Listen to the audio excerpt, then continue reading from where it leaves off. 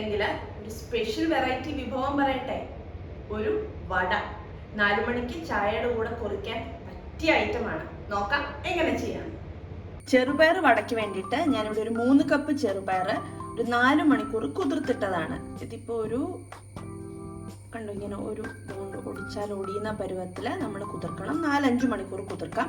ഇനി ഈ വെള്ളം ഊറ്റിക്കളഞ്ഞിട്ട് നമുക്ക് മിക്സിക്കകത്തൊന്ന് കറക്കിയെടുക്കാം. ഇപ്പോൾ നമ്മൾ അരച്ചെടുത്തിട്ടുണ്ട്. ഇങ്ങനെ ഒരു പരുവത്തിൽ കുറച്ചൊക്കെ നല്ലപോലെ അരയണം, ചിലതൊക്കെ ഒരു കഷ്ണമായിട്ട് കിടക്കണം. ആ ഒരു പരുവത്തിൽ നമ്മൾ വടയ്ക്ക് അരയ്ക്കുന്ന പോലെ തന്നെ, പരിപ്പ് വടയ്ക്ക് അരയ്ക്കുന്ന പോലെ തന്നെ അരച്ചെടുത്തിട്ടുണ്ട്. ഇനി ഇതിലേക്ക് നമുക്ക് പാകത്തിന് ഉപ്പ് ചേർക്കാം, മഞ്ഞൾപ്പൊടി കുറച്ച് മതിയാവും, ഒരു കളറിന് വേണ്ടിയിട്ട് നമ്മൾ ചേർക്കുന്നുള്ളൂ. 1.5 സവോള ചെറുതായിട്ട് അരിഞ്ഞു വെച്ചിരിക്കുന്നതാണ്, ഇഞ്ചി അരിഞ്ഞത്, പച്ചമുളക്, ഇത് വറ്റൽമുളക് ചെറുതായിട്ട് അരിഞ്ഞെടുത്തതാണ്. ചില്ലി ഫ്ലേക്സ് ആണെങ്കിൽ ചില്ലി ഫ്ലേക്സ് ഇടാം, കറിവേപ്പില, ഒപ്പം ഒരൽപ്പം തേങ്ങ ചിരകിയത് ഇട്ട് നമുക്ക് നല്ലപോലെ ഒന്ന് മിക്സ് ചെയ്ത് എടുക്കണം.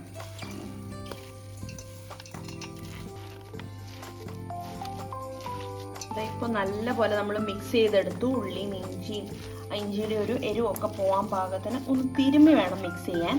പോകാനല്ല, എരിവൊക്കെ ഇതിലോട്ട് പിടിക്കാൻ പാകത്തിന്. അപ്പോൾ ഒന്ന് തിരുമ്മി നല്ലപോലെ മിക്സ് ചെയ്ത് കൊടുക്കുക, ഉപ്പൊക്കെ എല്ലായിടത്തും ആവാൻ. ഇനി ഒന്ന് പിടിച്ച് നോക്കുക. നമ്മൾ ഒത്തിരി വെള്ളമയം പോലെ കാണും, അങ്ങനെ ഉള്ളതുകൊണ്ട് നമുക്ക് അല്പം മൈദ തൂവി കൊടുക്കാം. ഞാൻ വട പിടിക്കാൻ പാകമാവുന്നിടം വരെ മൈദ ചേർത്ത് കൊടുക്കണം. ഓരോരുത്തർക്കും ഓരോ അളവായിരിക്കും മൈദയ്ക്ക് വരുന്നത്, കാരണം വെള്ളത്തിൻ്റെ നമ്മൾ വാർന്ന് പോകുന്നതിൻ്റെ അനുസരിച്ചിരിക്കും. ഇപ്പോൾ ഞാൻ ഏകദേശം ഒരു 1/4 കപ്പ് മൈദ ഇട്ടിട്ടുണ്ട്. നമുക്കൊരു പാകത്തിന് കിട്ടിയിട്ടുണ്ട്. ഇതാ ഇങ്ങനെ പിടിക്കുമ്പം വടയുടെ ഒരു പരുവത്തിൽ നമുക്ക് കിട്ടിയിട്ടുണ്ട്. നമുക്കിതിനി ഓരോന്നും ഷേപ്പ് ആക്കി എടുക്കാം.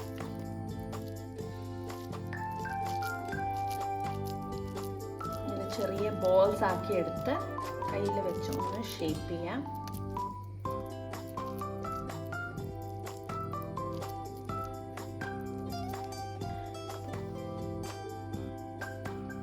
ഓരോന്നും നമുക്ക് നല്ല ചൂടായ എണ്ണയിൽ വറുത്ത് കോരിയെടുക്കാം.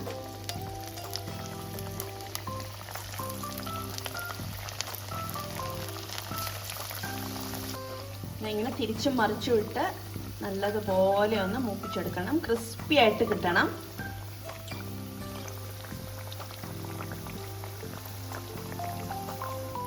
ഈ ട്രിപ്പ് ആയിട്ടുണ്ട്, നമുക്കിത് കോരിയെടുക്കാം. ഇതായിപ്പോൾ നമ്മൾ കോരി എടുത്തിട്ടുണ്ട്. നമുക്കിനി ഇത് മാറ്റി വെച്ച് അതിൻ്റെ എണ്ണയൊക്കെ ഒന്ന് വലിയാൻ വേണ്ടി ഒരു ടിഷ്യൂ പേപ്പറിലോട്ട് മാറ്റാം. ഇങ്ങനെ ഓരോ ട്രിപ്പും നമുക്ക് വറുത്ത് കോരിയെടുക്കാം.